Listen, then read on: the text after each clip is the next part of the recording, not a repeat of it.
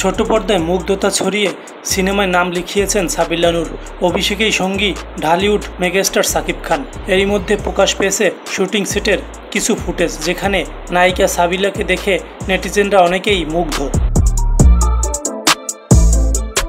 আর এদিকে সাবিলা নূরকে নায়িকা মনেই করেন না অভিনেতা সিদ্দিকের প্রাক্তন স্ত্রী মারিয়া মিম।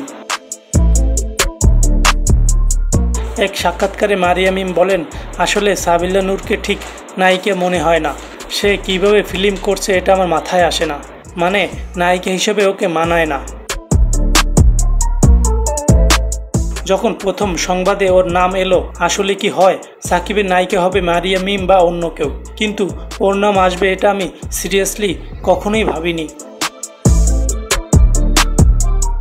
মডেল ও অভিনেত্রী হিসেবে সফলতার বালাই নেই মারিয়া মিমের। কাজ বলতে বিজ্ঞাপন এবং ফটোশুটে মডেলিং। যদিও শোনা গিয়েছিল সিনেমায় নাম লিখাতে চেষ্টা করছেন তিনি, স্বাদ ছিল সাকিবের সঙ্গে পর্দা ভাগাভাগি করার, কিন্তু সেটা আর হয়ে ওঠেনি।